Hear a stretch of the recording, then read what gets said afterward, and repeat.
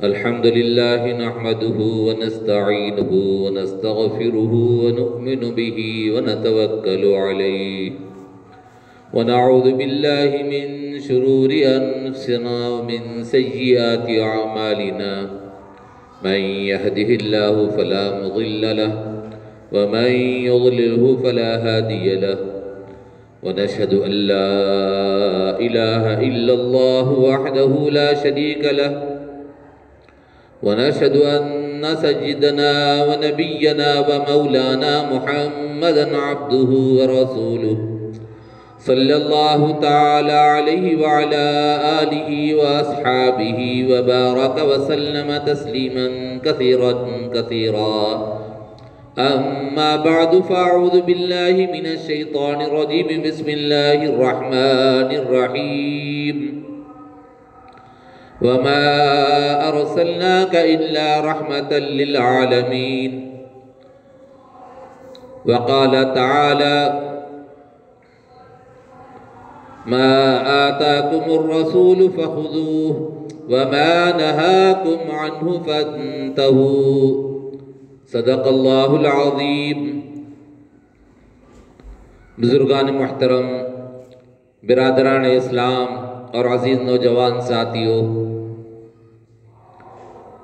یہ سیرت النبی صلی اللہ علیہ وسلم کے بیان کرنے کا سلسلہ چل رہا تھا۔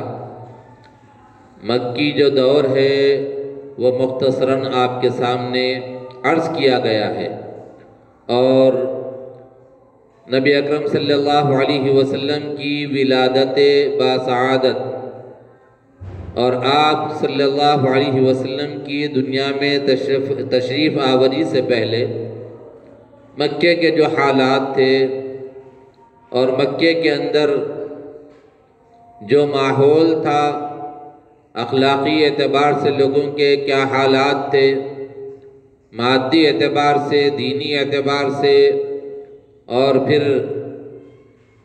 ان کے اندر آپسی خلوص محبت کیا تھا، اور ایک دوسرے سے جو لڑنے کا معاملہ تھا وہ بھی آپ کے سامنے بیان کیا گیا۔ ایک دوسرے کی ٹوہ میں رہتے تھے، ایک دوسرے کی کاٹ میں رہتے تھے، ایک دوسرے کو پریشان کرتے تھے۔ ہر آدمی اپنا سکہ چلانا چاہتا تھا اور اپنی بات کو منوانا چاہتا تھا، اپنے آپ کو سب سے بڑا سمجھتا تھا۔ اور یہی نہیں، ہر معاملے کے اندر ایک بگاڑ پیدا ہو گیا تھا۔ وہ چیزیں آپ کے سامنے تفصیل سے بیان کی جا چکی ہیں۔ اور پھر نبی اکرم صلی اللہ علیہ وسلم دنیا میں تشریف لائے۔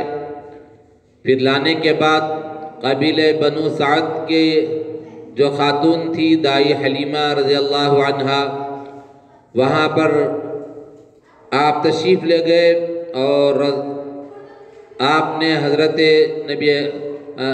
آمنہ رضی اللہ تعالیٰ عنہ کا پہلے دودھ پیا، پھر حضرت صوبیہ کا آپ نے دودھ پیا، اس کے بعد دائی حلیمہ کا دودھ آپ نے پیا، اور وہاں پر آپ جا کر کئی سال رہے۔ پھر جب بڑے ہو گئے تو بڑے ہونے کے بعد لا کر سرکار دو عالم صلی اللہ علیہ وسلم کو حضرت آمنہ کے حوالے کیا گیا۔ اور نبی اکرم صلی اللہ علیہ وسلم چھوٹے تھے، تو اسی اثنا میں آپ کی والدہ کا بھی انتقال ہوا، اور انتقال ہونے کے بعد اپنے چچا کے پاس رہنے لگے، حضرت ابو طالب کے پاس۔ اور والد کا تو پیدا ہونے سے پہلے ہی انتقال ہو چکا تھا، جس کی تفصیل اس سے پہلے آپ کے سامنے بیان کی گئی، اور نبی اکرم صلی اللہ علیہ وسلم کی والدہ بھی اس دنیا سے چلی گئی، اور جو ماں کی آنچل تھی وہ نہیں رہی، ماں کی گود نہیں رہی، اور ماں کی مامدہ محبت جو ہوتی ہے وہ سرکار دو عالم صلی اللہ علیہ وسلم کو جو ملنا چاہیے تھی وہ ایک لمبے عرصے تک نہیں ملی، دنیا سے پردہ فرما گئی ماں، اور پھر اپنے چچا حضرت ابو طالب کے پاس آپ رہنے لگے، اور مکے کے اندر چلتے پھرتے کھیلتے کودتے رہتے تھے۔ لیکن بچپن میں بھی آپ نے کوئی ایسا کام نہیں کیا جو شریف لڑکا نہ کرتا ہو، یعنی آپ نے ایسے کام کیے جو اچھے ہیں۔ آپ کھیل بھی اچھے کھیلتے تھے اور ایسے کام جو چچورے ہوتے ہیں ویسے آپ نے نہیں کیا۔ زندگی میں کبھی آپ نے جھوٹ نہیں بولا، کسی کو ستایا نہیں، ناچ گانے والے ماحول میں کبھی آپ تشریف نہیں لے گئے، ہمیشہ کپڑے پہن کے رہتے تھے۔ چھوٹے جب آپ بالکل چھوٹے تھے، دودھ پینے کے زمانے میں بھی کبھی آپ کا کپڑا سطر سے نیچے ہو جاتا تو رویا کرتے تھے۔ دائی حلیمہ رونے کی آواز سن کر آتی اور آ کر کپڑے کو صحیح کر دیتی تو آپ رونا بند کر دیتے۔ ایک مرتبہ حضرت عباس رضی اللہ تعالیٰ عنہ نے، جب آپ چھوٹے تھے، کعبۃ اللہ کی تعمیر ہو رہی تھی تو آپ چھوٹے چھوٹے پتھر اٹھا کر دے رہے تھے، تو اس وقت میں مذاق میں حضرت عباس نے، جو حضور کے چچا ہیں، انہوں نے کیا کیا، تہبند جو باندھے ہوئے تھے وہ تہبند کو کھینچا۔ جیسے ہی کھینچا تو تہبند کھل گئی، تو اسی لمحہ آپ بے ہوش ہو کر نیچے گر گئے، چھوٹے تھے۔ پھر جلدی تہبند کو باندھا گیا تو پھر حضور اکرم صلی اللہ علیہ وسلم اٹھ کر بیٹھ گئے، یعنی با حیا تھے، حیا کے معاملے میں کوئی ثانی نہیں تھا آپ کا۔ اور حضور اکرم صلی اللہ علیہ وسلم کو ایک مرتبہ ایسی جگہ پر لے کر گئے جہاں پر ناچ گانا ہو رہا تھا، شراب خوری ہو رہی تھی، اور بڑے جو لوگ تھے ان کے ساتھ میں آپ گئے تھے۔ اب ظاہر بات ہے کہ گھر کے بڑے افراد جا رہے ہیں تو بچے بھی ساتھ میں جاتے ہیں، لیکن اللہ تبارک تعالیٰ نے ان کی ایسی حفاظت فرمائی کہ کتابوں میں لکھا ہوا ہے کہ حضرت نبی کریم صلی اللہ علیہ وسلم کو اس ماحول کے اندر جو ناچ گانا ہونا تھا وہاں پر، اس کے شروع ہونے سے پہلے نیند کا غلبہ آپ کو دے دیا، غنود کی طاری ہو گئی، نیند لگ گئی آپ کو، اور اتنی گہری نیند لگی کہ وہ پورا پروگرام ختم ہو گیا۔ ختم ہونے کے بعد آپ کو ہلا کر اٹھانا پڑا کہ چلو پروگرام ختم ہو گیا۔ تو اللہ تبارک تعالیٰ نے نبی اکرم صلی اللہ علیہ وسلم کی ہر طرح سے حفاظت فرمائی، اور حضور اکرم صلی اللہ علیہ وسلم کا جو بچپن کا زمانہ تھا بڑا ہی اچھا تھا۔ اور جب آپ چھوٹے تھے تو ملک شام کو تجارت کا جو سامان لے کر لوگ جاتے تھے، تجار کی جو جماعت تھی، جو آپ کے رشتہ دار اعزاء اقارب تھے، وہ یہاں سے کھجور وغیرہ لے کر جاتے تھے اور وہاں بیچ کر کچھ دوسرا سامان لے کر آتے تھے اور پھر مکے میں بیچا کرتے تھے۔ تو حضور جب چھوٹے تھے تو اس وقت میں وہاں پر تشریف لے گئے تھے، تو بیچ میں ایک راہب ملا۔ راہب نے حضور اکرم صلی اللہ علیہ وسلم کو دیکھا، سب کی دعوت کی، دعوت کرنے کے بعد اس میں ابو طالب بھی تھے اور بھی لوگ تھے، سب کو بلایا، اور حضور اکرم صلی اللہ علیہ وسلم اس میں نہیں آئے۔ جب نہیں آئے تو پوچھا کہ بھئی اور کوئی آپ کے ساتھ میں ہے؟ کہا ہاں ایک لڑکا ہے، اس لڑکے کو ہم چھوڑ کر آئے ہیں۔ کہا ان کو بھی بلاؤ۔ تو حضور اکرم صلی اللہ علیہ وسلم کو بلایا گیا، تو جب آئے تو آپ کو بہت غور سے دیکھا اس نے، راہب نے، اور دیکھنے کے بعد حضور اکرم صلی اللہ علیہ وسلم کو جو کپڑے پہنے ہوئے تھے وہ ہٹایا، اور ہٹا کر پیٹھ کے حصے میں، یعنی پیٹھ کے جو حصہ ہوتا ہے کمر سے اوپر اور گردن سے نیچے کا جو حصہ ہوتا ہے، اس حصے میں مہر نبوت تھی۔ کچھ گوشت کا لوتھڑا تھا، جو گوشت ابھرا ہوا گوشت تھا، اس پہ بال تھے۔ تو حضور اکرم صلی اللہ علیہ وسلم کی ایک خصوصیت تھی، جو نبوت پر مہر لگا دی گئی تھی، وہ مہر نبوت کو اس راہب نے دیکھا، دیکھ کر چیخ لگائی، اور اس کے بعد کہا کہ یہ دیکھو آخری پیغمبر ہونے والے ہیں اور ان کے بعد نبوت کا سلسلہ ختم ہو جائے گا۔ پھر کہا کہ سنبھال کر لے جائیے اس کو، جیسے لائے ہو ویسے لے جائیے، اگر یہودی لوگ دیکھیں گے تو ان کو ختم کر دیں گے، یہ کہا۔ تو بہرحال حضور اکرم صلی اللہ علیہ وسلم وہاں سے مکہ تشریف لے گئے، وہاں رہنے لگے، ایسے ہی بڑی آپ کی عمر بڑھتی گئی 25 سال کی عمر ہو گئی۔ اس وقت میں آپ کا نکاح حضرت خدیجہ الکبریٰ رضی اللہ تعالیٰ عنہ سے ہوا۔ یہ واقعہ بھی بڑا عجیب ہے، آپ بچپن میں بھی گئے تھے، پھر جوانی میں بھی گئے، آپ وہاں سامان تجارت کا لے کر گئے، اور اس وقت میں جو سامان لے کر گئے تھے حضرت خدیجہ الکبریٰ رضی اللہ تعالیٰ عنہ کا سامان تھا۔ بڑی مالدار خاتون تھی مکے کی، اور بڑی عزت دار خاتون تھی، اور 2 شوہروں کا انتقال ہو چکا تھا، بیوہ تھی وہ سامان لے کر جب گئے، جا کر تجارت کر کے نفع ڈھیر سارا لے کر آئے، لا کر وہاں پر ان کے حوالے کیا۔ ساتھ میں میسرہ تھے، جو غلام تھے، جو خدیجہ الکبریٰ رضی اللہ تعالیٰ عنہ کے غلام تھے، ان کو ساتھ میں بھیجا تھا۔ جب واپس آئے تو واپس آنے کے بعد حالات سنائے۔ کیا حالات؟ کہ راستے میں ایسا ہوا، جہاں پر دھوپ تیز ہوتی تھی تو وہاں پر ابر ہوتا تھا جو حضور کے اوپر سایہ کیا ہوا ہوتا تھا، اور حضور اکرم صلی اللہ علیہ وسلم جس راستے سے گزرتے تھے اس راستے میں سارے لوگ سلام، یعنی درخت جو ہوتے تھے وہ جھک کر سلام کیا کرتے تھے، اور نبی اکرم صلی اللہ علیہ وسلم جو مکے کے اندر سے جو چل کر چلے گئے، ملک شام گئے، جا کر واپس آئے، واپس آنے کے بعد وہاں جو حضرت خدیجہ کبریٰ رضی اللہ تعالیٰ عنہ کے پاس مال رکھا، نفع بھی پیش کر دیا، تو نفع ہمیشہ سے کافی زیادہ نفع تھا۔ اور پھر میسرہ سے پوچھا اپنے غلام سے کہ بھئی کچھ حالات تو سناؤ اس شخص کے۔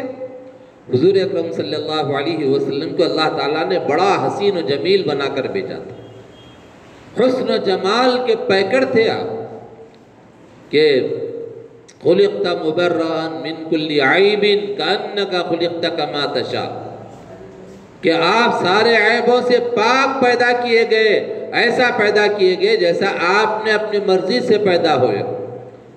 حسان ابن ثابت رضی اللہ تعالیٰ عنہ شاعر ہے عربی کے، وہ کہتے ہیں خلقت مبرئا من کل عیب کانک خلقت کما تشاء، کہ آپ اپنی مرضی سے پیدا کیے گئے ہوں، ایسے آپ پیدا کیے گئے تھے۔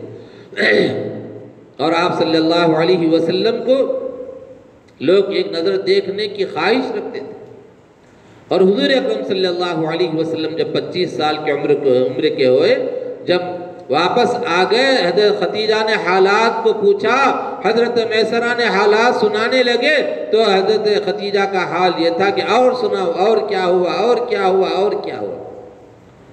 جب حالات سننے کے بعد ان کے دل میں بات آئی کہ کیوں نہ ہم نکاح کا پیغام بھیجیں۔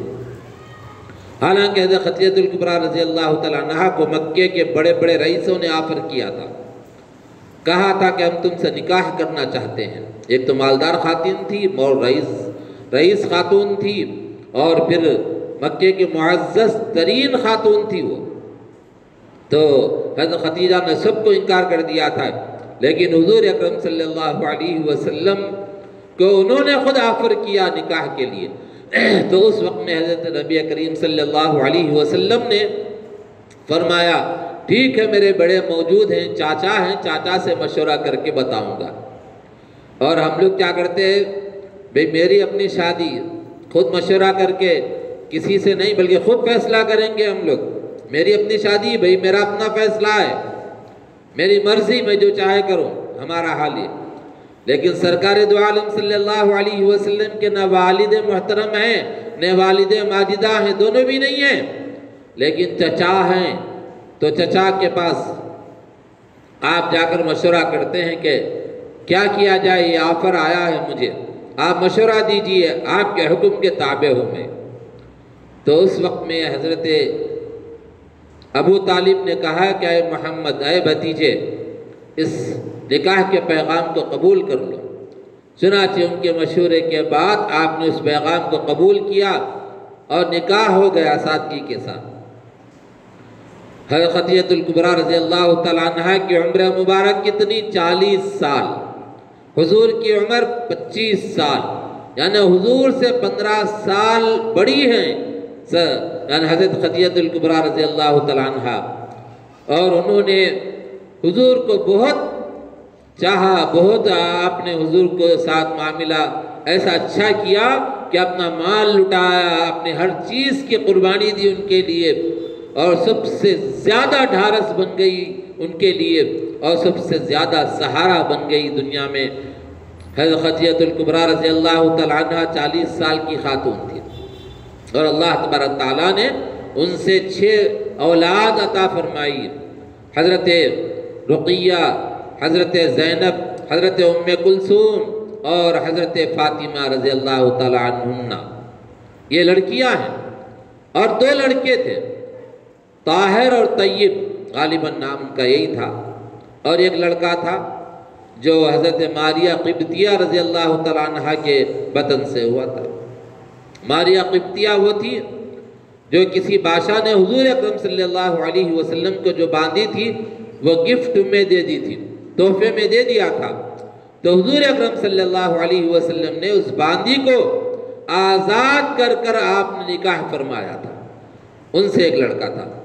لڑکے تو چھوٹی عمر میں ہی اللہ کو پیارے ہو گئے، لیکن یہ لڑکیاں بڑی ہوئی، ماشاءاللہ ان سے اولاد چلی۔ تو نبی اکرم صلی اللہ علیہ وسلم 30 سال کی عمر کے ہو گئے تو مکے کے اندر ایک مسئلہ پیش آیا۔ کعبۃ اللہ کی جو عمارت ہے، جو غلاف کعبہ لگا ہوا کالا سا جو کعبہ دیکھتے ہیں، وہ کعبہ سیلاب کی وجہ سے ڈھا گیا، یعنی چلا گیا تھا، گر گیا تھا وہ، اس کی تعمیر کا مرحلہ تھا، تعمیر ہو رہی تھی۔ تو مکے کے لوگ تو ذری بات میں تلوار نکال کر لڑنے کے لیے تیار ہو جایا کرتے تھے، چنانچہ اس وقت بھی ایسے ہی ہوا، تعمیر ہو رہی ہے، اور اس کے بعد وہاں پر حجر اسود کو نصب کرنا ہے۔ حجر اسود وہ پتھر ہے جو اللہ تبارک تعالیٰ نے مکے سے بھیجا، یعنی جنت سے دنیا میں بھیجا، حضرت آدم علیہ السلام وہ لے کر آئے تھے، اور وہ کعبۃ اللہ کی دیوار میں نصب کیا ہوا ہے، اور آپ دیکھتے ہیں کہ چاندی کا جو گول سا وہاں پر بنا ہوا ہے، اس میں لوگ بوسہ دیتے ہیں، آپ نے دیکھا ہوگا۔ اللہ تبارک تعالیٰ نے اس کے بہت سی خصوصیات رکھی ہے۔ ایک خصوصیت یہ ہے کہ وہاں اس حجر اسود کے سامنے جو بندہ کھڑا ہوتا ہے، اس کے دل کا عکس وہ اپنے اندر لے لیتا ہے۔ اگر وہاں گئے ہم اللہ سے معافی مانگ کر اور اپنے دل کو خالص اللہ کے لیے کر کر اور گناہوں سے پاک کر کر وہاں پر پہنچ گئے، تو وہ کیا چیز دل میں لے کر آیا ہے وہ اللہ تعالیٰ نے اس کو خصوصیت دی ہے، وہ اخذ کر لیتا ہے۔ اور پھر وہاں پر جو 1 2 نہیں، 1000 2000 نہیں، شروع سے لے کے قیامت تک جتنے لوگ وہاں جائیں گے بوسہ دیں گے، اور ان کے دل کی جو کیفیات ہوں گی وہ قیامت کے دن بیان کرے گا وہ پتھر حجر اسود۔ علماء فرماتے ہیں کہ وہ اس کو جو بندہ بوسہ دیتا ہے تو اس کے سارے گناہ معاف ہو جاتے ہیں۔ تو وہ پتھر کو نصب کرنے کا معاملہ تھا، اس میں جھگڑا ہونے لگا۔ ہر قبیلے والا یہ چاہتا تھا کہ میں اس پتھر کو اس دیوار کے اندر لگاؤں، اور دوسرے قبیلے والا کہتا کہ تم نہیں، میں لگاؤں گا یہ، اور آپس میں لڑنے کے قریب ہو گئے۔ اور پھر انہوں نے کیا کیا، تلواریں نکال لی۔ لڑنے والے تھے تو ایک بڑا آدمی اس میں جو تھا سمجھدار، اس نے کہا کہ بھئی کیوں لڑتے ہو، کیوں پریشان ہوتے ہو، ہم ایسا کریں گے، کل صبح اس راستے سے جو بندہ کعبۃ اللہ میں داخل ہوگا اس کو ہم یہ ذمہ داری سونپیں گے کہ وہ اس کام کو انجام دے۔ چنانچہ سارے لوگ جمع ہو گئے اور پھر انتظار کرتے رہے۔ سب سے پہلے کعبۃ اللہ میں داخل ہونے والے سرکار دو عالم سرور کون و مکہ تاجدار انبیاء محمد رسول اللہ صلی اللہ علیہ وسلم تھے۔ جب آپ تشریف لائے اندر تو جیسے ہی لوگوں نے دیکھا تو ان کے بارے میں یہ خیال تھا لوگوں میں، یہ سچے ہیں، صادق ہیں، امین ہیں، امانت دار ہے، کبھی کسی کا دل نہیں دکھایا، کبھی کسی کو تکلیف نہیں پہنچائی، کبھی کسی کو پریشان نہیں کیا، غریبوں کی مدد کرتے ہیں، بیواؤں کی مدد کرتے ہیں، راستہ بھٹکے ہوئے لوگوں کو راہ راست پر لاتے ہیں، ان کو راستہ بتاتے ہیں۔ کوئی بوڑھی خاتون سامان لے کر جا رہی ہے، سامان لے کر جاتے جاتے تھک رہی ہے، دیکھا کہ اس کے پاس سامان زیادہ ہے، اس سامان کے بوجھ کو اپنے سر پر رکھ کر لے جاتے ہیں، لے جا کر وہاں پر پہنچا کر آتے ہیں۔ یہ سارے چیزوں کو دیکھ کر لوگوں نے اپنے ذہن میں ایک خاکہ ان کے بارے میں ذہن کے اندر ایک بات بٹھا لی تھی کہ یہ شخص سچا ہے، امانت دار ہے، یہ ایسا شخص ہے جس کی بات کو ماننا چاہیے۔ چنانچہ نبی اکرم صلی اللہ علیہ وسلم کے داخل ہونے کے بعد سارے لوگ متفق ہو گئے، کہا کہ ٹھیک ہے، ہم اس معاملے کو ان پر چھوڑ دیتے ہیں، یہ نصب کریں گے، دیوار کے اندر اس پتھر کو، حجر اسود کو دیوار کے اندر لگائیں گے۔ لیکن سرکار دو عالم صلی اللہ علیہ وسلم کے قربان جائیے، آپ جو معاملہ فرما رہے ہیں تنہا نہیں، آپ نے فرمایا کہ اے لوگو، اے مکے والو، اے مکے کے رؤساء، سردار، سارے کے سارے جمع ہو جائیں۔ سارے جمع ہو گئے اور اس کے بعد کہا کہ ایک بڑی سی چادر کو لا لو۔ چادر لائی گئی، چادر کے لانے کے بعد سرکار دو عالم صلی اللہ علیہ وسلم نے اس چادر کو بچھایا اور بچھا کر اپنے دست مبارک سے اس پتھر کو اٹھا کر اس چادر کے بیچوں بیچ رکھا۔ رکھنے کے بعد کہا ہر جو قبیلہ ہے، قبیلے کا جو سردار ہے وہ آگے بڑھے، اس چادر کو پکڑ کر اٹھائے اور اٹھا کر کعبۃ اللہ کے قریب تک لے کر جائے۔ یہ کہا آپ نے، سارے قبیلے والے خوش ہو گئے کہ یہ سعادت تو ہم کو بھی ملی، یہ سعادت تو ہم کو بھی ملی، یہ سعادت تو ہم کو بھی ملی۔ چنانچہ نبی اکرم صلی اللہ علیہ وسلم نے کیا کیا، وہاں جانے کے بعد اپنے ہاتھ سے اٹھایا، اٹھا کر اس دیوار میں لگا دیا۔ یہ بہت بڑا جھگڑا ہونے والا تھا، آپس میں لڑنے والے تھے، بھڑنے والے تھے، تلواریں نکل چکی تھی، تلواریں نیام سے باہر آ چکی تھی اور قتل و غارت گری ہونے والی تھی، خون خرابہ ہونے والا تھا۔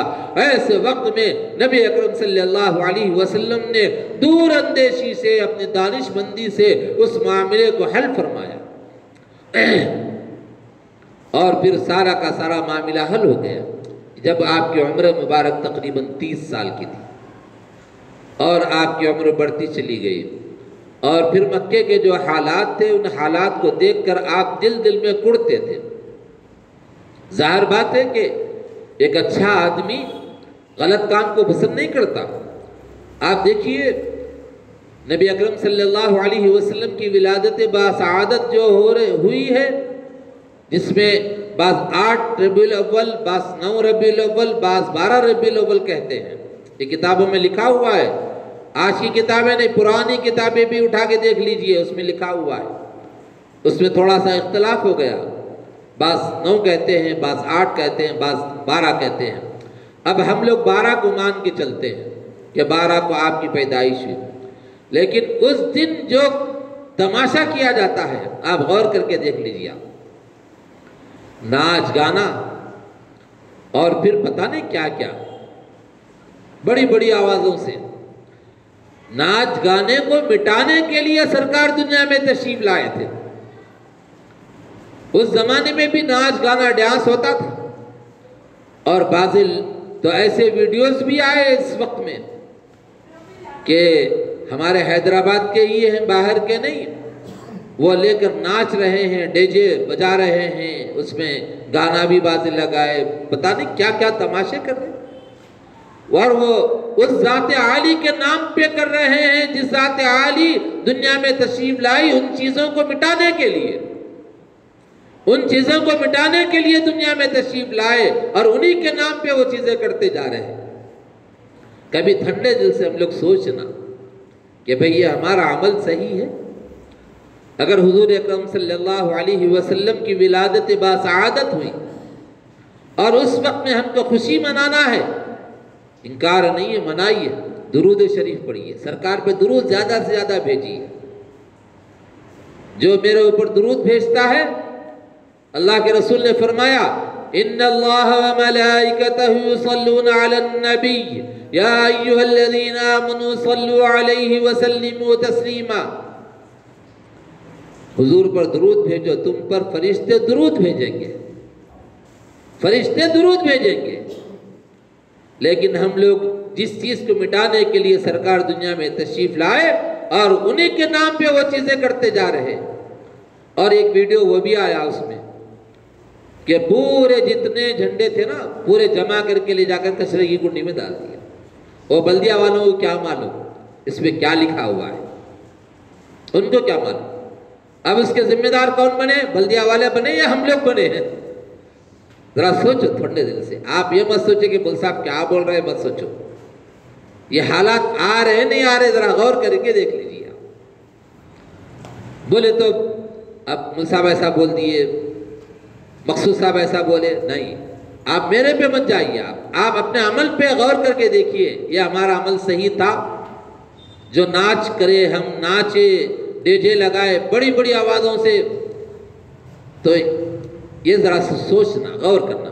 انکار نہیں ہے آپ صلی اللہ علیہ وسلم کے نام کے ساتھ ہم کو محبت رکھنا، اور حضور اکرم صلی اللہ علیہ وسلم سے جتنی محبت ہوگی اتنا آپ کے طریقے پر چلنا ہمارے لیے آسان ہو جائے گا۔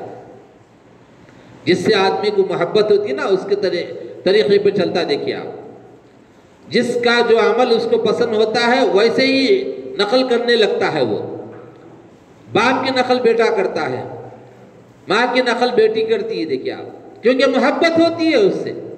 سرکار سے ہم کو محبت ہے تو سرکار کی جو نقل ہے، آپ نے جو عمل کیا ہے اس کو ہم کو کرنا چاہیے۔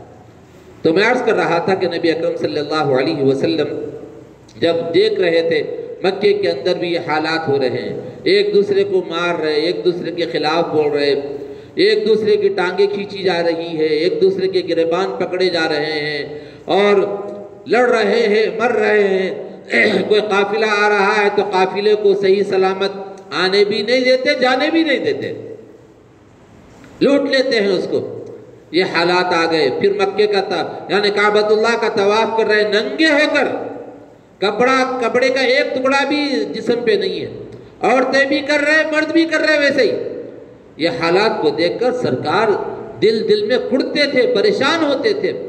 اب انہوں نے دیکھا کہ سب حالات کو دیکھ کر رنجیدہ ہو کر آپ کیا کیے، وہ پہاڑ پر چڑھے گئے، کوہ نور پر، اور وہ جبل نور پر چلے گئے۔ اس پہاڑ کا نام نور ہے جس میں غار حرا ہے، وہاں جا کر رہتے تھے۔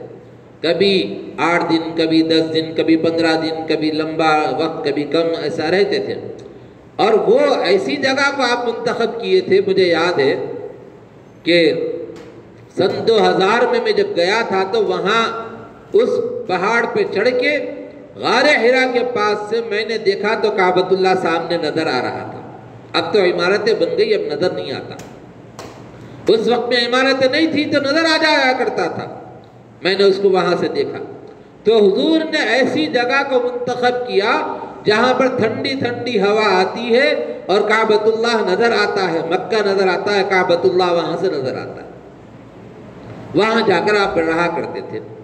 حضرت خدیجہ الکبریٰ رضی اللہ تعالی عنہا وہاں پر جب حضور چلے گئے تو ان کے لیے توشہ لے جایا کرتی تھی۔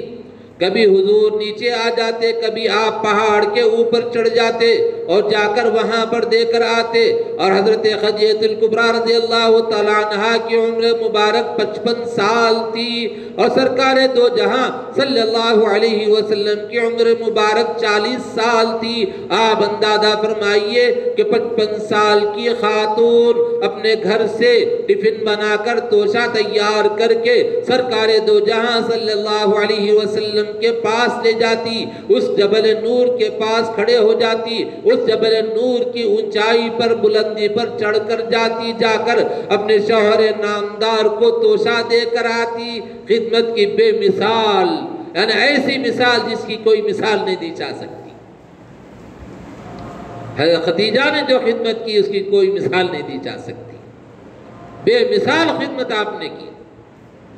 اور سرکار دو عالم صلی اللہ علیہ وسلم اسی غار حرا میں بیٹھ کر اللہ کی عبادت کیا کرتے تھے۔ اور ایک عرصہ گزر گیا، اللہ تبارک تعالیٰ نے فیصلہ فرما دیا کہ دیکھو جس نبی کا انتظار لوگ کر رہے ہیں، جس پیغمبر کی آمد کے لوگ انتظار میں ہیں، اللہ تبارک تعالیٰ نے اس بندے کو تو بھیج دیا، اس اپنے پیغمبر کو تو دنیا میں بھیج دیا، اس کے سر پر نبوت والا تاج کو رکھنا ہے، پیغمبر بنانا ہے ان کو۔ اللہ تبارک تعالیٰ نے اپنے فرشتے حضرت جبرائیل علیہ السلام کو بھیجا، سرکار دو جہاں صلی اللہ علیہ وسلم کے پاس تشریف لائے، اور لانے کے بعد سرکار سے کہا میں فرشتہ ہوں، اللہ نے بھیجا ہے، پڑھیے اقرأ بسم ربک الذی خلق خلق الانسان من علق اقرأ وربک الاکرم الذي علم بالقلم علم الانسان ما لم يعلم۔ اللہ کے رسول نے فرمایا ما انا بقاری، میں پڑھا ہوا نہیں ہوں۔ پڑھا ہوا نہیں ہوں کا مطلب میں نے کسی انسان سے نہیں پڑھا۔ پھر جب کہا تو حضرت جبرائیل نے آپ کو اپنے سینے سے چمٹایا، زور سے دبایا، پھر کہا اقرأ بسم ربک الذی خلق، پڑھیے اپنے رب کے نام کے ساتھ جس نے تمہیں پیدا کیا، خلق الانسان من علق، اور ایسا پیدا کیا جو ناپاک لوتھڑا ہوتا ہے اس سے تمہیں پیدا کیا، گندے خون سے تم کو انسان کی شکل دی، شکل دے کر دنیا میں لایا۔ تو اللہ تبارک تعالیٰ کی طرف سے آئے تھے تو پکڑ کر دبایا، پڑھیے اس کو، پھر آپ نے وہی کہا کہ ما انا بقاری، میں پڑھا ہوا نہیں ہوں۔ پھر جب تیسری مرتبہ زور سے دبایا اور دبا کر کہا کہ پڑھیے، تو آپ سمجھے کہ انہی آیات کو، انہی کلمات کو دہرانا ہے، چنانچہ آپ نے پڑھا اقرأ بسم ربک الذی خلق خلق الانسان من علق اقرأ وربک الاکرم الذی علم بالقلم علم الانسان ما لم يعلم۔ یہ 5 آیتیں جو سب سے پہلے نازل ہوئی۔ چنانچہ وہاں تو وحی آ گئی، حضرت جبرائیل سے ملاقات ہوئی، لیکن آپ پر جو بڑا بوجھ پڑا، نبوت والا پیغمبر آپ کو بنایا گیا، وہاں سے سہمے سہمے گھر کو آ گئے۔ گھر کو آ کر کہا زمیلونی زمیلونی، خدیجہ سے کہا کہ مجھے اڑا کر سلا دو، اڑا دو اڑا دو، سو گیا۔ سہمے سہمے تھے، پریشان تھے آپ۔ تو پوچھا کہ کیا ہوا؟ تو کہا کہ ایسا ایسا معاملہ پیش ہوا کہ بھئی مجھے اللہ کی طرف سے فرشتے آئے، آ کر ایسا دبایا، ایسا کہا، ایسا پڑھو، یہ پڑھو، یہ ساری چیزیں بتائی۔ اقرأ بسم ربک الذی خلق، سب سے پہلے جو ایمان لانے والی خاتون تھی اس روئے زمین پر، سب مردوں میں، عورتوں میں، ساری انسانیت کو سب سے پہلے جس نے ایمان کو لایا ہے، اسلام کو قبول کیا ہے، وہ بی بی خدیجہ الکبریٰ رضی اللہ تعالیٰ عنہا ہے۔ دوست اور بزرگوں، بیوی جو ہوتی ہے نا، شوہر کے تابعدار بنتی ہے مگر عقیدت مند نہیں ہوتی ہے۔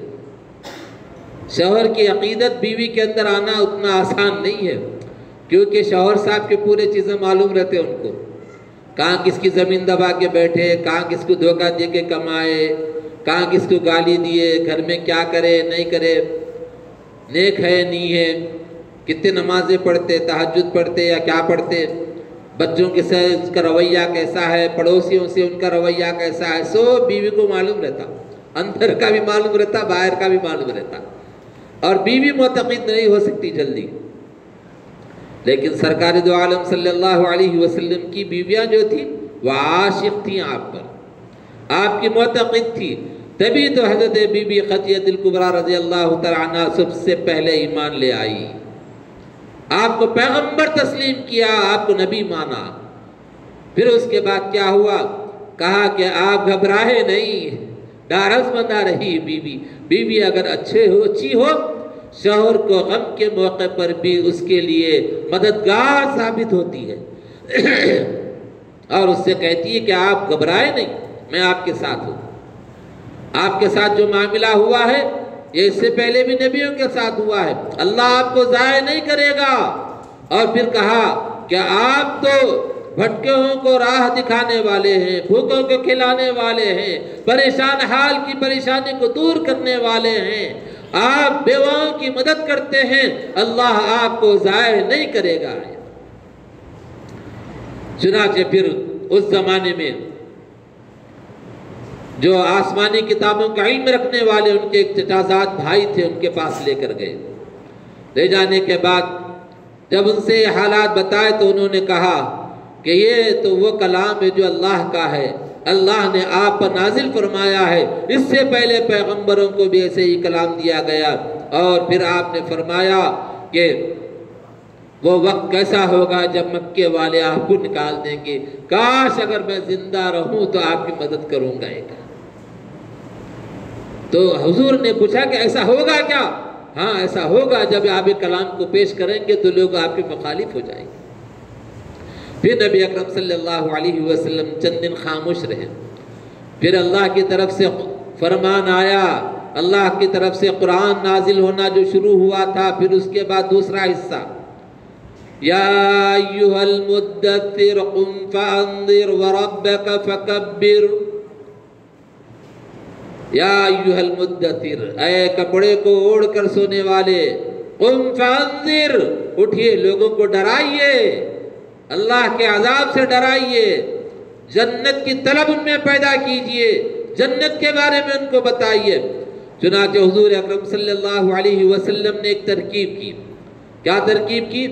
مکے کے سارے لوگوں کو صفا کی پہاڑی کے پر جوڑا، کہا اے بنو ہاشم ادھر آ جاؤ، اے قریش کے لوگوں ادھر آ جاؤ، فلاں فلاں ادھر آ جاؤ، بنی عبد مناف ادھر آ جاؤ۔ مکے کے سارے قبیلے والوں کو بلایا اور آپ سارے کے سارے آگے، آپ اس صفا کی پہاڑی کی چوٹی پر کھڑے ہو کر کہا اے مکے والو، اس وقت میں اونچائی پر کھڑا ہوا ہوں، اگر میں تم سے یہ کہوں کہ میں ایک طرف دیکھ رہا ہوں اور دوسری طرف بھی دیکھ رہا ہوں، تم لوگ سارے کے سارے ایک طرف اکٹھے ہو گئے ہو، دوسری طرف کا تمہیں نظر نہیں آ رہا ہے، اگر میں تم سے یہ کہوں کہ ادھر سے ایک فوج آنے والی ہے، فوج کھڑی ہوئی ہے، فوج ابھی تم پر حملہ کرنے والی ہے، تو میری بات کو سچ سمجھو گے یا غلط مانو گے؟ تو وہی مکے کے لوگوں نے کہا اے محمد، ہم آپ کی بات کو سچ مانیں گے، اس وجہ سے کہ آپ کو کبھی ہم نے جھوٹ بولتے ہوئے نہیں سنا، یہ کہا۔ اس کے بعد اللہ کے رسول صلی اللہ علیہ وسلم نے فرمایا یا ایھا الناس، اے انسانو، قولوا لا الہ الا اللہ تفلحوا، کہو اللہ کے علاوہ کوئی معبود نہیں ہے، فلاح پا جاؤ، کامیاب ہو جاؤ۔ وَإِنِّي رَسُولُ اللَّهِ إِلَيْكُمْ جَمِيعًا، اور میں تم تمام کی جانب رسول بنا کر بھیجا گیا ہوں۔ یہ کہا، کیا کہا؟ کہو اللہ کے علاوہ کوئی معبود نہیں ہے، کامیاب ہو جاؤ گے۔ اور پھر فرمایا کہ میں تم تمام کی جانب رسول بنا کر بھیجا گیا ہوں۔ اس میں ایسا جملہ استعمال فرمایا آپ نے، یا ایھا الناس کہا، یا ایھا العرب نہیں کہا، یا ایھا القریش نہیں کہا۔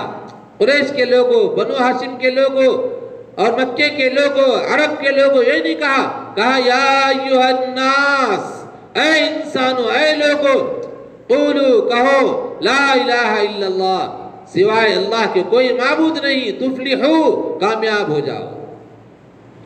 اور پھر آپ نے فرمایا وَإِنِّي رَسُولُ اللَّهِ إِلَيْكُمْ جَمِيعًا، میں تم تمام کی جانب رسول بنا کر بھیجا گیا ہوں۔ اس وقت میں تو سامنے وہی تھے، لیکن آپ نے ایسا لفظ استعمال فرمایا، تمام سے مراد ساری کائنات میں جہاں جہاں انسانیت بستی ہے سب کو مخاطب فرمایا آپ نے۔ پھر کیا تھا؟ وہ لوگ اپنے آپ کو بڑا سمجھنے والے، جن کے اندر غرور، تکبر تھا، ان لوگوں نے مخالفت شروع کر دی۔ اس میں ابو لہب بھی تھا۔ ابو لہب نے کہا کہ اے محمد، کیا تو نے ہم کو اس لیے بلایا تھا یہ کہنے کے لیے؟ ہم جب کہیں گے کہ لا الہ الا اللہ، نہیں ہے کوئی معبود سوائے اللہ کے، تو ہمیں سارے بتوں کو چھوڑنا پڑے گا۔ لات منات عزا، یہ جو بت ہیں ان کو ہم کو چھوڑنا پڑے گا، ان کی عبادت چھوڑ کر ایک اللہ کی عبادت کریں ہم، ایسا نہیں ہو سکتا۔ جتنے کعبۃ اللہ کے اندر بت رکھے ہیں سب الگ الگ ہے، کوئی پانی کا برسانے والا بنا کر رکھا کسی کو دھوپ کا سورج کے نکالنے والا بنا کر رکھا ہے، کسی کو کچھ نام دے کر رکھا ہے۔ سارے جو بت وہاں پر بنا کر رکھے ہیں جو پتھر کے بنے ہیں، جو اپنی جگہ سے ہل نہیں سکتے، ہٹ نہیں سکتے، اگر اس کے اوپر کوئی چیز رکھ دی جائے تو ہٹا نہیں سکتے، سامنے میوے پڑے ہوئے ہیں میووں کو اس کی حفاظت نہیں کر سکتے، ایسے بت وہاں پر رکھے ہوئے ہیں۔ لیکن ان کا عقیدہ یہ تھا کہ بتوں سے ہوتا ہے، وہ سمجھ گئے، عربی داں تھے، عربی زبان جانتے تھے، لا الہ الا اللہ کا مطلب یہ ہے کہ سارے بتوں کی عبادت کو پرستش کو چھوڑنا پڑے گا، تو اس وقت میں مخالفت شروع کر دی۔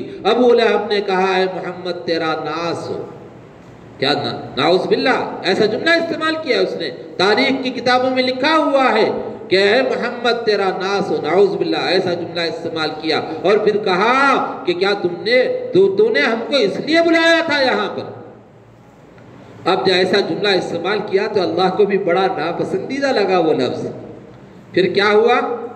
اللہ تبارک تعالیٰ نے تبت یدا ابی لہب وتب یہ آیت نازل فرمائی، ہاتھ ٹوٹ جائے اس کے ابو لہب کے، اور اس کی بیوی بھی برابر کی شریک تھی مخالفت کرنے میں۔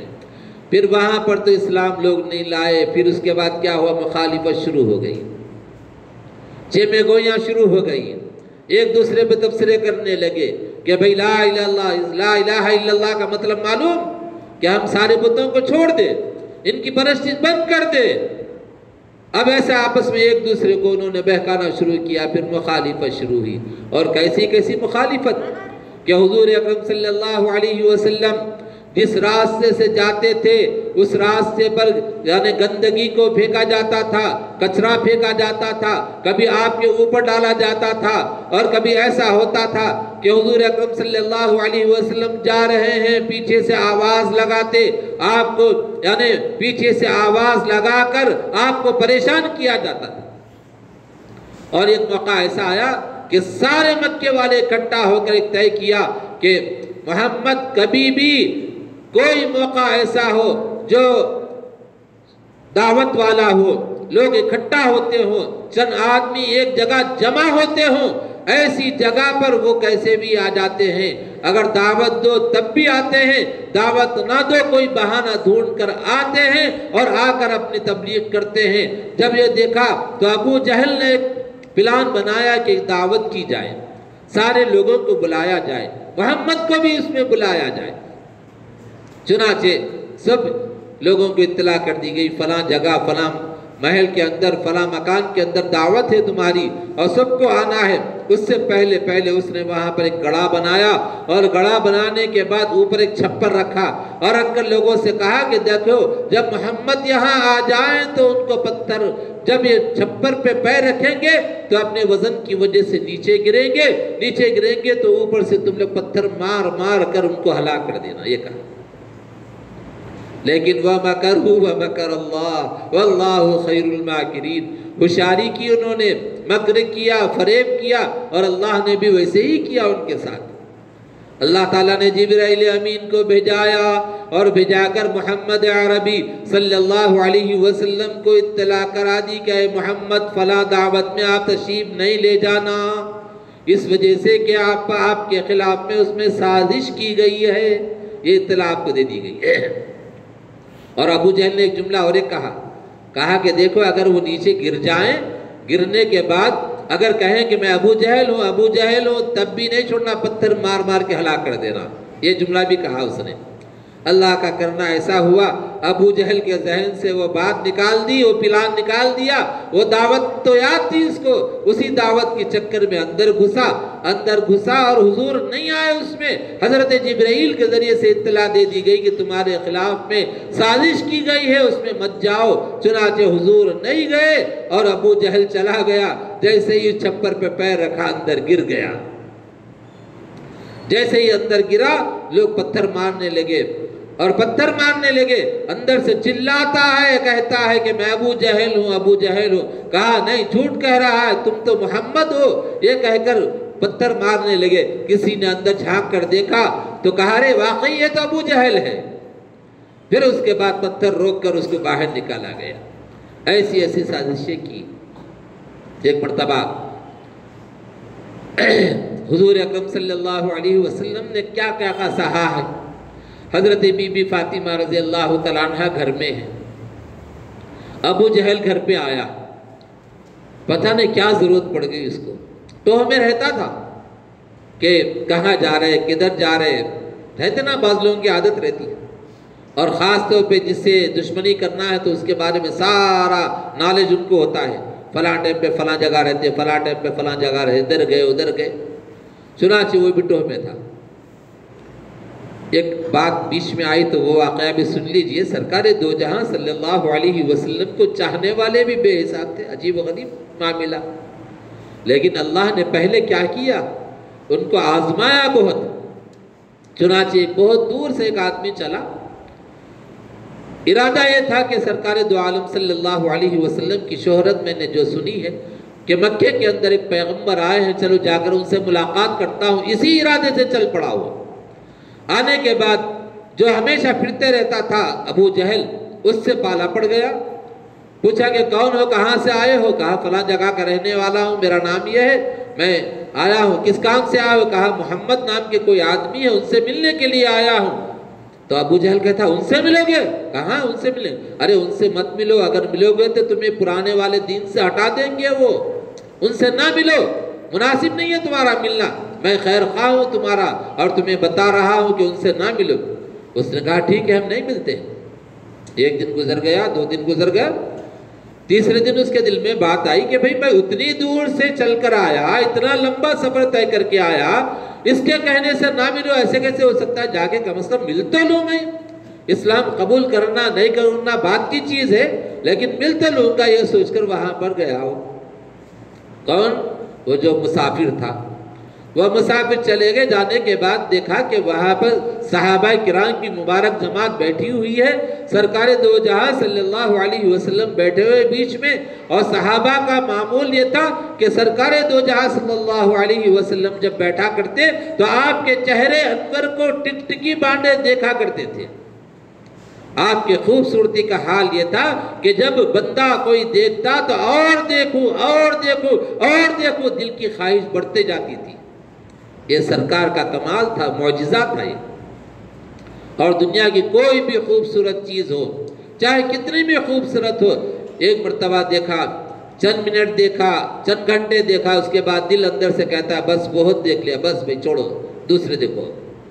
لیکن سرکار دو جہاں صلی اللہ علیہ وسلم کی خصوصیت یہ تھی کہ جتنا دیکھتا اور خواہش بڑھتے جاتی تھی کہ میں دیکھوں سرکار کو۔ چنانچہ وہ بندہ گیا، جا کر دیکھا تو سارے صحابہ بیٹھے ہوئے، سرکار دو جہاں صلی اللہ علیہ وسلم بیٹھ کر تقریر فرما رہے ہیں، جن کا چہرے انور کا یہ عالم ہے کہ چہرے پہ اللہ تعالیٰ نے ایسا نور عطا فرمایا، رات کی تاریکی میں اگر کمرے میں چلے جائیں تو آپ کے چہرے کا جو نور ہے وہ نور دیواروں پر پڑنے لگے۔ کبھی ایسا ہو کہ حضرت عائشہ صدیقہ رضی اللہ تعالیٰ عنہ سامنے آپ کے چہرے کے پاس سوئی لا کر، سوئی رکھ کر، اس میں جو سوراخ ہوتا ہے اس سوراخ کے اندر تاگا پرو لے، یعنی حضور اکرم صلی اللہ علیہ وسلم کے چہرے انور کی روشنی کا یہ عالم ہے۔ کبھی آپ مسکرا دیں تو آپ کے جو دندان مبارک ہے، دندان مبارک کی جو یعنی روشنی ہے وہ دیواروں پر پڑ جائے۔ یہ سرور کون و مکا تاجدار انبیاء صلی اللہ علیہ وسلم بیٹھے ہوئے۔ اس نے بھی جا کر وہاں جگہ جہاں ملی تھوڑی دیر بیٹھ گیا، اور بیٹھنے کے بعد برداشت نہیں ہوا اور آگے بڑھا۔ ابو جہل نے ٹوہ میں لگا دیا تھا کہ ذرا جا کے دیکھو یہ کیا بندہ کرتا کیا ہے۔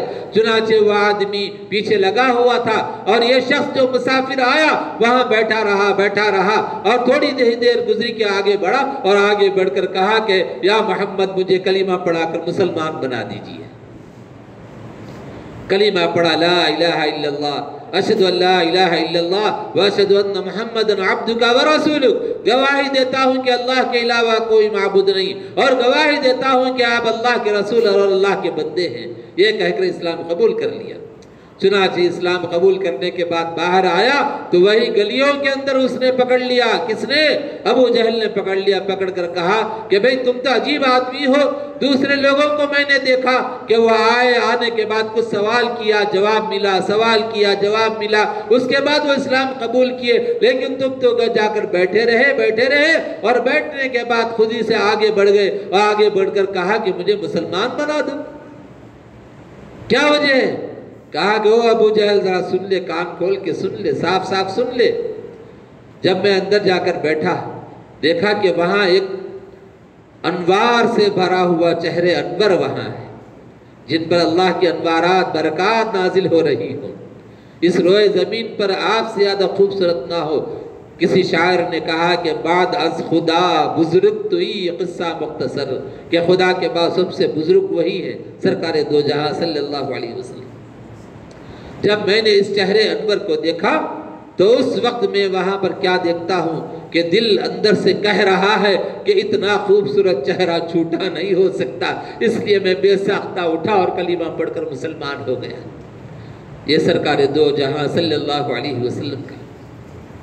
اور ادھر یہ حال ہے، آپ پر لوگ بچھے جا رہے ہیں، لیکن مخالفین کا حال یہ ہے کہ مخالفت کرتے چلے جا رہے ہیں.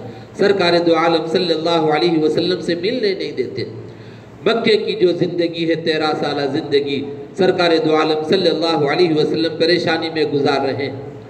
اور پھر وہاں پر آپ کو، آپ کے صحابہ کو، سب کو وہاں پر 13 سال تک اسلام کے سانچے میں ڈھالا گیا اور بھٹی میں آپ کو تپایا گیا تاکہ ایمان مضبوط ہو. ایمان اتنا مضبوط ہوا کہ بعد میں ایک صحابی اپنے ساتھیوں کے ساتھ پکڑے گئے اور پکڑے جانے کے بعد ان سے بادشاہ نے کہا کہ دیکھو تیل کو کھولاؤ. تیل کو کھولایا گیا اور تیل جب کھولنے لگا تو اس وقت میں کہا کہ دیکھو ابھی تمہیں ایسی سزا ملے گی کہ اس تیل کے اندر ڈال کر تمہیں کباب بنا دیا جائے گا اور ایک کونے پوروں کو ڈالا جائے گا. اور اس کمانڈر سے کہا کہ ذرا سا ایک بات میری بھی سن لو تم. بادشاہ کہتا ہے کہ اے فلاں دیکھو تم کو اس تیل کے اندر ابھی ڈالا جائے گا، لیکن میرے دل میں ایک بات آتی ہے کہ اگر تمہارے بدلے میں اگر تمہارے نبی محمد کو پکڑ کر اس تیل کے اندر ڈال کر تمہیں چھوڑ دیا جائے، یہ کیسا لگتا ہے؟